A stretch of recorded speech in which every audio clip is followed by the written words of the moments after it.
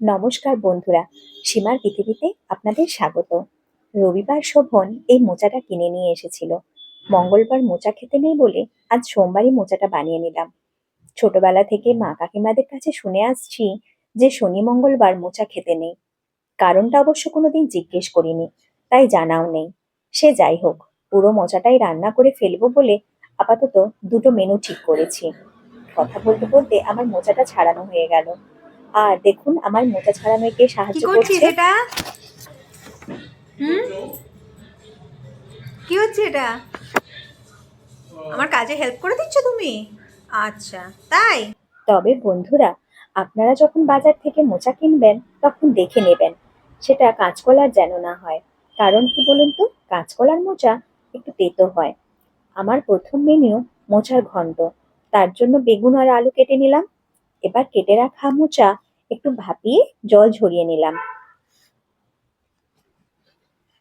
এরপর গরম কড়াইতে তেল দিয়ে পাঁচফোড়ন ও শুকনো লঙ্কা দিয়ে একটু নেড়ে নেব। কেটে রাখা বেগুন এবং আলুগুলো দিয়ে ভালো করে নেড়ে ঢাকনা দিয়ে দেব।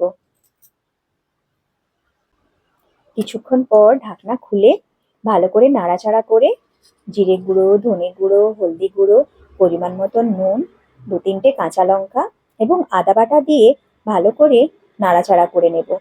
তারপর সেদ্ধ করে রাখা মোচার অর্ধেকটা দিয়ে আমি মিশিয়ে নিয়ে ভালো করে নাড়াচাড়া করে জল দিয়ে দেব। জল দিয়ে আমি ঢাকনা দিয়ে সবজিটা সেদ্ধ হতে দেব। আর অন্যদিকে আরেকটা যে মেনু রান্না করব, তার জন্য আমি পেঁয়াজ এবং কাঁচা লঙ্কা কেটে নেব। আপনারা নিশ্চয়ই আন্দাজ করতে পারছেন আমি কি বানাবো। তো তার জন্য বাকি অর্ধেকটা সেদ্ধ করে রাখা মোচা, তার সাথে আমি পেঁয়াজ আর লঙ্কাগুলো মিশিয়ে নেব। আর পরিমাণ মতো নুন, হলুদ গুঁড়ো, 2 চামচ বেসনের গুঁড়ি, 2 চামচ চালের আটার গুঁড়ি মিশিয়ে নেব।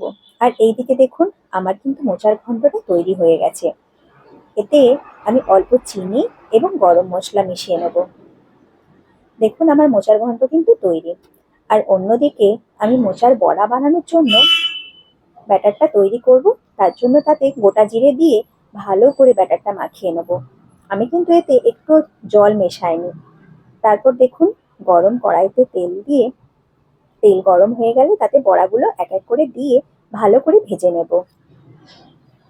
গরম গরম বড়া ভাজা, গরম গরম মোচার ঘন্ট দিয়ে ভাত খেতে কি যে সুন্দর লাগে। তো চলুন লাঞ্চটা সেরে নিই। দেখা হচ্ছে পরের একটি ব্লগে। বাই।